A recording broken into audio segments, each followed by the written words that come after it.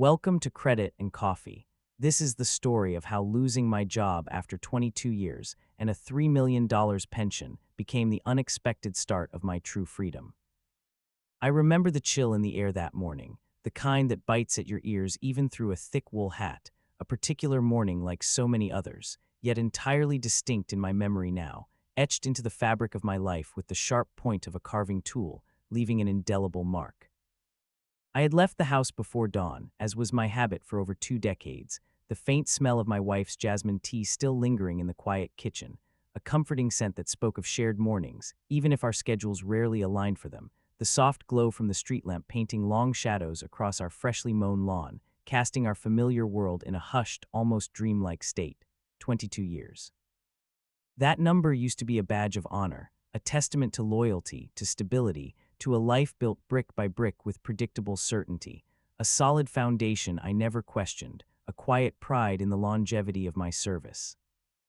I had watched the company grow from a small regional player to a major industry force, its headquarters morphing from a modest brick building to a gleaming tower of glass and steel, had seen countless faces come and go, young eager recruits arriving, seasoned veterans departing for retirement or new ventures, but I had always been there, a steady fixture, a reliable hand, my presence a constant, reassuring hum in the corporate machinery.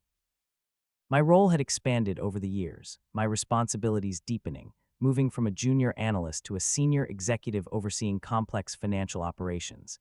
And with each promotion, each modest raise, the golden handcuffs had tightened just a little more, not uncomfortably, but with a reassuring weight that promised a future of comfort, a hefty pension that by my calculations had swelled to well over $3 million, a legacy for my family, a promise of secure golden years.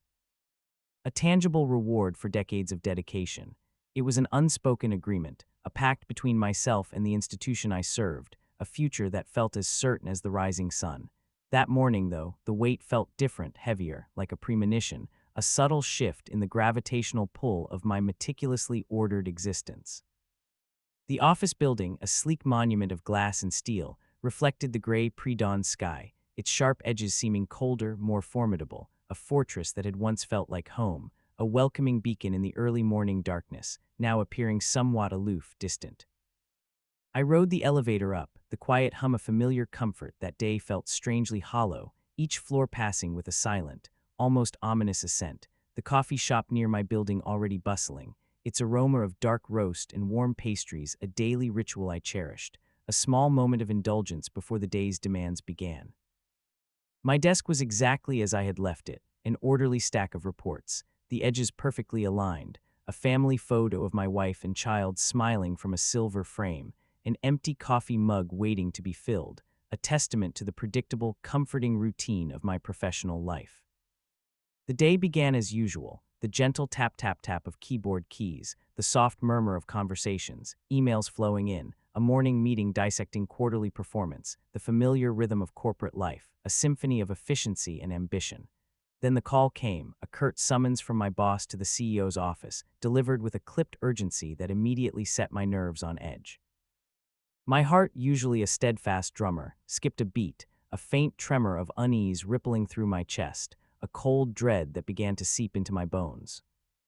The CEO, a man I had known for nearly as long as I had been with the company, a figure of quiet authority and sharp intellect, sat behind his large, polished desk, its surface gleaming under the recessed lights, his face unreadable, a mask of professional detachment, his eyes, usually sharp and direct, now seeming to glide past mine, avoiding direct contact, a subtle but unmistakable signal of impending discomfort.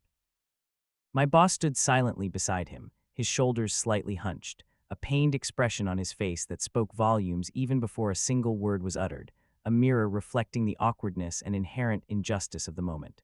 The conversation was brief, clinical, devoid of emotion, delivered with a chilling precision that stripped away all human warmth. "We're going in a different direction," the CEO said, his voice flat, his gaze fixed somewhere beyond my shoulder, on some distant, unseen point, as if unwilling to acknowledge my existence. "Your position has been eliminated. No reason, no explanation. 22 years of my life distilled into a few cold, corporate sentences, a stark pronouncement that felt less like an exit and more like an erasure. The pension, the $3 million I had mentally earmarked for retirements, for travel to distant lands, for helping my children navigate their own emerging lives, for grandchildren I hadn't even met yet but dreamt of spoiling, vanished in an instant, a phantom limb suddenly gone, leaving behind only an ache, a raw, gaping wound where a future once resided. The sheer finality of it was stunning, a brutal shock that left me feeling disoriented, untethered. I remember the odd sensation of walking out of that office in a daze, the weight of the golden handcuffs suddenly gone, replaced by the crushing lightness of a freedom I hadn't asked for, a freedom that felt less like liberation and more like an invisible prison, a cage with its door ripped off, leaving me exposed and vulnerable in an unfamiliar landscape. My feet moved mechanically, one in front of the other, through the hushed corridors, past colleagues who offered polite nods, unaware of the earthquake that had just struck my world, the fluorescent lights buzzing overhead seeming to hum a mocking tune. The journey home was a blur, a disjointed series of images and sensations. The familiar streets, the morning traffic, the ordinary faces of commuters in their cars, all seemed alien, distorted, as if I was seeing them through a thick, distorting pane of glass, disconnected from the reality that continued to spin around me. I remember stopping at a small grocery store, the harsh fluorescent lights humming over rows of colorful produce, an almost unbearable cheerfulness to the vibrant displays, the supermarket menu board listing specials I no longer cared about, my mind a chaotic swirl of the CEO's words, the hollow echo of eliminated. I bought a carton of milk, a purely automatic act, my hand reaching out, my mind still replaying the scene, dissecting every sterile word, every averted glance.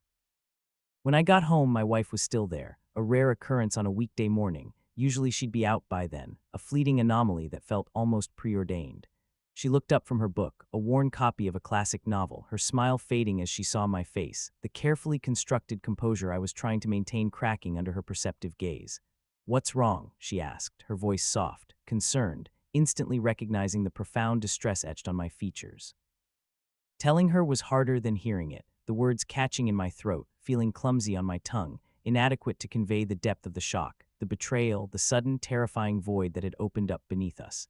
Her initial reaction was disbelief, a furrowing of her brow, then a slow, dawning wave of concern washing over her face, concern for me, for us, for the carefully balanced life we had built.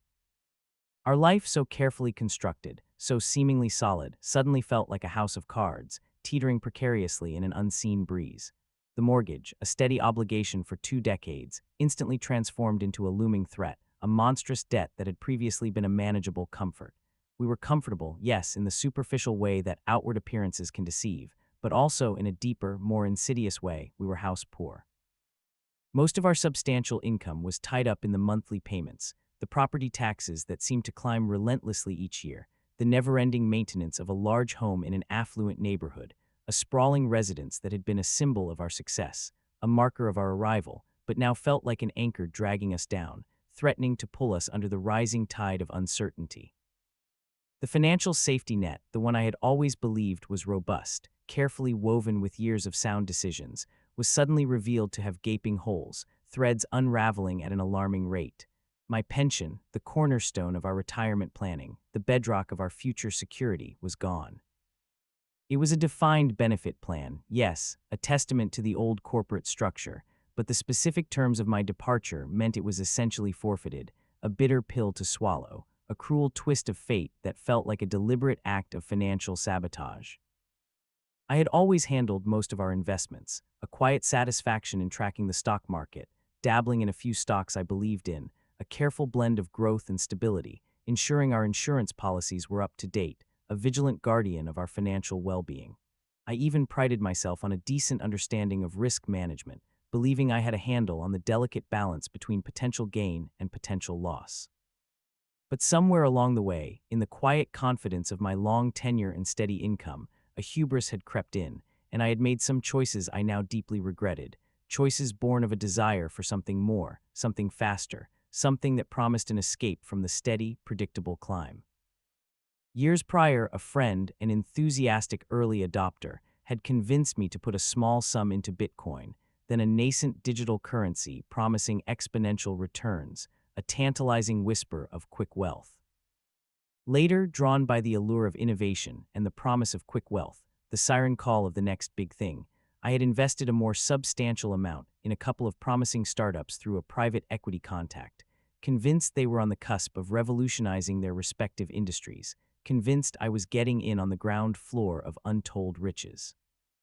These were side bets, really small enough not to impact our primary budget, or so I had rationalized at the time, but significant enough to sting when they evaporated, leaving a lingering bitterness. The Bitcoin, after an initial surge that had briefly inflated my hopes, had cratered, leaving a fraction of its original value, a digital wasteland where once a garden of wealth had seemed to bloom. One startup had fizzled out entirely, its grand vision collapsing under the weight of market realities. Another was struggling, its valuation plummeting, its once bright future dimming to a faint flicker. These were losses I had kept mostly to myself, a quiet burden, a minor embarrassment I intended to recoup before my wife ever needed to know, a secret shame that grew heavier with each passing month. Now with no income, they loomed larger, a secret debt, a silent drain on our dwindling reserves, a testament to my own misguided pursuit of extraordinary returns, a stark contrast to my usual prudent approach to financial risk management. The marital strain was immediate, a subtle shift in the air, a tension in unspoken words, in sidelong glances, in the hushed tones that now permeated our previously open home.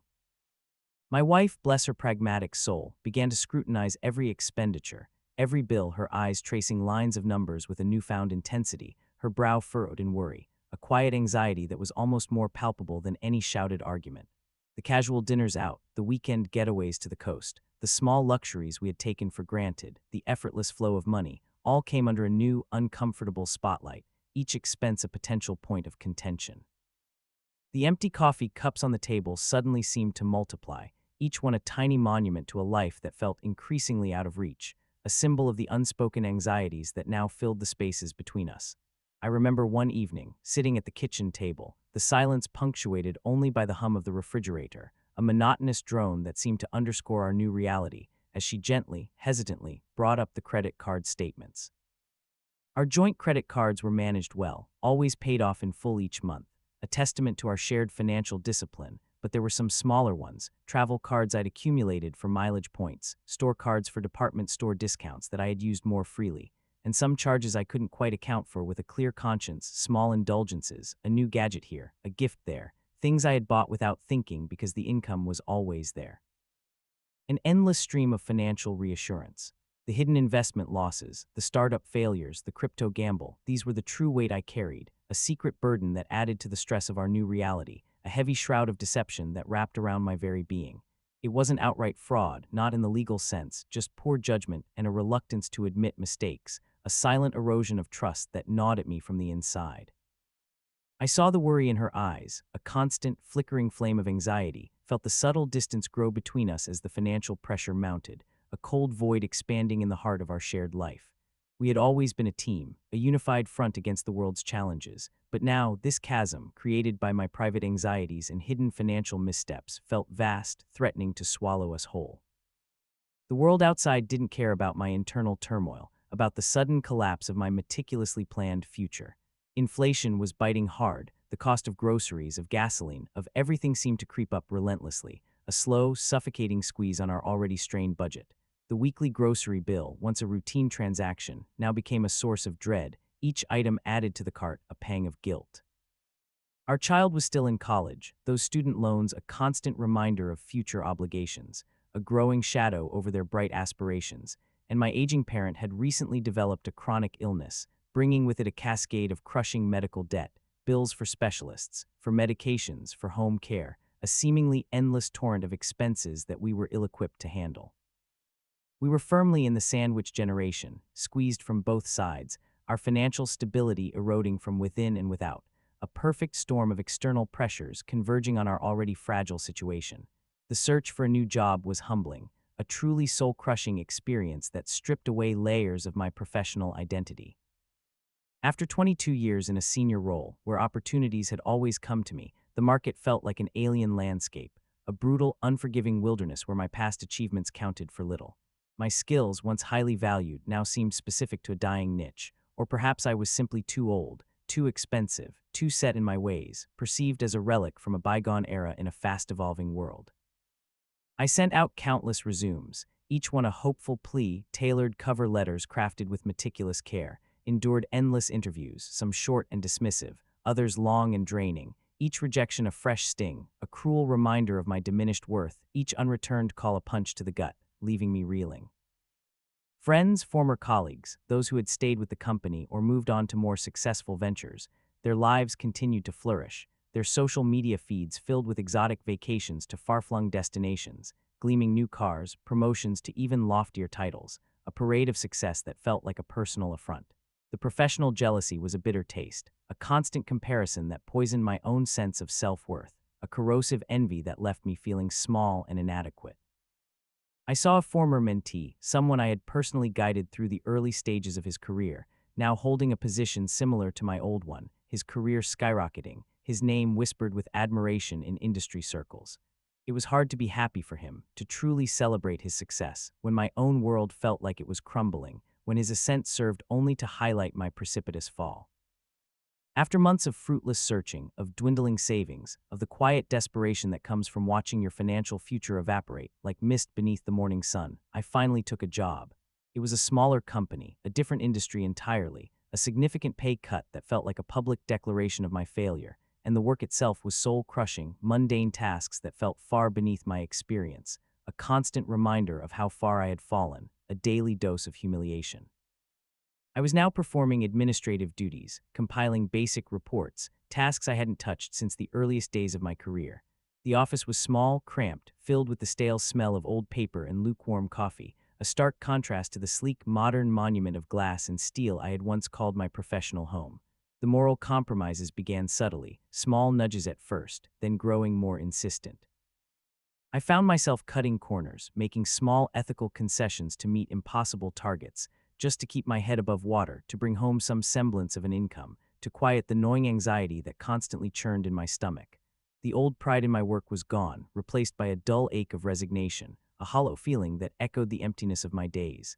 Every day felt like a concession, a small death, a chipping away at the values I once held dear. The weight of it all was suffocating, a heavy blanket of dread that never quite lifted. I started waking up early again, but not for the invigorating start to a productive day, but with a sense of dread, the chill of morning air, a physical manifestation of my internal anxiety, a cold hand gripping my heart. I would sit alone at the kitchen table, an empty coffee cup a permanent fixture beside my cold, forgotten breakfast, staring out at the gray dawn, the quiet desperation a constant companion, the hum of the refrigerator now a mournful dirge. Our marriage, once a refuge, a sanctuary from the stresses of the outside world, became another source of stress, the very air between us thick with unspoken anxieties. The arguments were never loud, never shouted, but they were sharp, tinged with accusation and unspoken resentments, fueled by the relentless financial pressure. The weight of my hidden debt, the failed investments, the small financial fraud I felt I had perpetrated by not being transparent with my wife, gnawed at me, a constant, festering wound. I considered taking a larger risk, a desperate attempt to recoup losses, perhaps a major stock market gamble, throwing what little we had left into a highly speculative venture, or even a foray into sports betting, anything to escape the tightening grip of debt and anxiety, anything to find a shortcut back to solvency. But something held me back, a faint echo of my former self, a flicker of reason, a residue of the prudent man I once was, warning me against further self-destruction.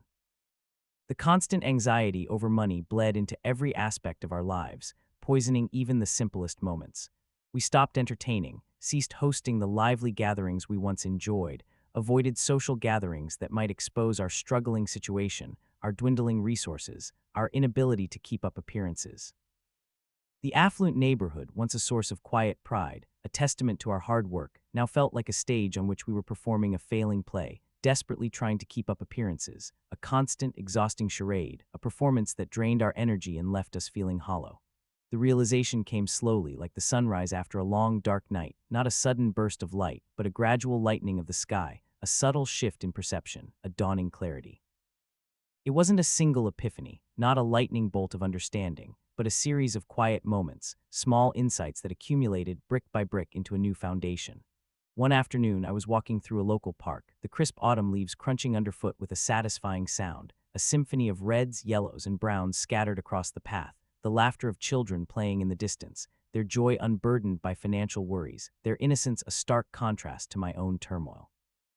I sat on a cold bench, the metal chilling through my trousers, watching them, their boundless energy, their simple happiness, and a strange thought occurred to me. The life I had lost, the one with the big title, the corner office, the promise of a multi-million-dollar pension, had also been a life of constant pressure, a relentless, unyielding pursuit of more. The golden handcuffs, while providing security, had also trapped me subtly, insidiously. I was always chasing the next promotion, the next bonus, always worried about quarterly reports, about office politics, about maintaining an image of success, an outward facade that felt increasingly heavy. My income was high, yes, but so were the expectations, the demands, the sacrifices of time and peace of mind, the countless hours spent away from my family, the missed moments.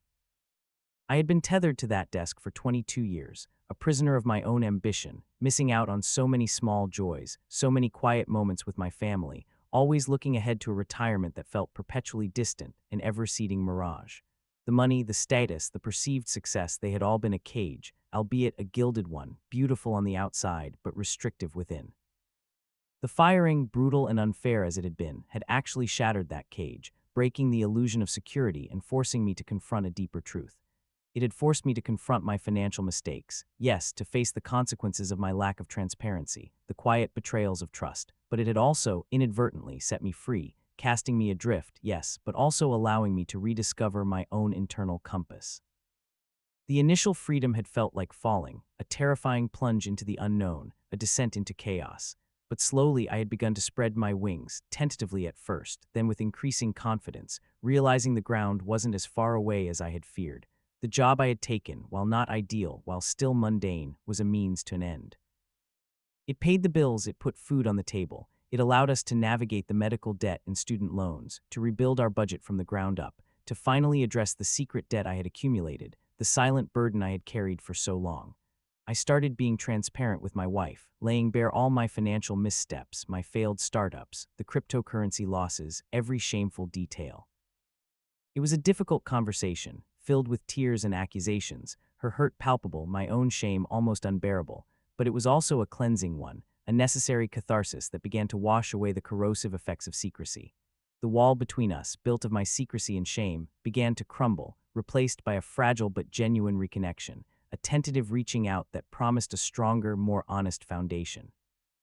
We began making a new budget together, meticulously tracking every expense on a shared spreadsheet, finding small ways to save, to create a sense of control where there had been only chaos, a shared project that brought us closer. We sold the large house, downsizing to a smaller, more manageable home that required less maintenance, less property tax, less stress, a simpler existence. The process was bittersweet, leaving behind years of memories etched into every wall, every floorboard, but the lightness of our new mortgage payment, the freedom from being house poor, was a profound relief, like shedding a heavy cloak. The furniture that didn't fit, the excess belongings that had accumulated over 2 decades, were either sold or donated, a physical shedding of the old life, a symbol of our new priorities, a deliberate act of letting go. I started taking long walks every morning, not just to clear my head, but to truly see the world around me, the way the light fell through the trees, painting shifting patterns on the forest floor, the intricate patterns of leaves on the sidewalk, each one a miniature work of art, the quiet beauty of ordinary life unfolding before my eyes. I rediscovered old hobbies, began reading again, truly engaging with books instead of just skimming reports, losing myself in stories, in histories, in philosophies. I started sketching again, an old passion from my youth, the feel of charcoal on paper a soothing balm. I spent more time with my wife, not discussing bills or future plans, but simply enjoying her company, sharing stories, laughing over silly things, recapturing the easy camaraderie that had once defined our relationship. We started gardening together, cultivating a small patch of vegetables in our new, smaller yard, the simple act of nurturing life a profound source of contentment, watching tiny seeds transform into vibrant plants, a metaphor for our own slow but steady growth. The small joys, once overlooked in the relentless pursuit of greater wealth and status, now became the very fabric of my existence, the quiet, golden threads that wove through my days. A perfectly brewed cup of coffee on the porch, the steam curling into the cool morning air, watching the birds flit between the branches, their cheerful chirping a gentle soundtrack, the warmth of my wife's hand in mine during a quiet evening walk, the sound of our child's laughter on a video call, reaching across the miles, filling our home with warmth. These were the true treasures, the priceless moments that no pension, no stock market gain, no startup success could ever buy, moments that resonated with a deeper, more abiding value. I learned to live with less, to appreciate what I had rather than constantly striving for what I didn't, a profound shift in perspective. The ambition that had once driven me, that had led me to compromise my values for a soul-crushing job, had softened, transmuted into a quiet determination to live authentically, to find joy in the present moment, in the simple act of being. The future was still uncertain, of course. The financial landscape remained challenging, and the world was always changing, presenting new obstacles, new demands. But the fear that had once consumed me had lessened, a lingering echo rather than a deafening roar. I had faced the abyss, had lost what I thought was everything, and had emerged not unscathed. The scars were there, but stronger, clearer, with a newfound resilience. I was no longer defined by my job title, my income, or my accumulated wealth. I was defined by my resilience, by my relationships, by my newfound appreciation for the simple, profound beauty of everyday life. The $3 million pension was gone, a ghost of a future that never arrived, a dream dissolved, but in its place I had found a different kind of wealth, a richness of spirit, a deep, abiding contentment with what is, a quiet peace that permeated my days. The journey had been painful, marked by betrayal and loss, by the slow decline of dreams and the collapse of financial hopes, but it had also been a journey towards self-discovery, towards a quiet, earned freedom.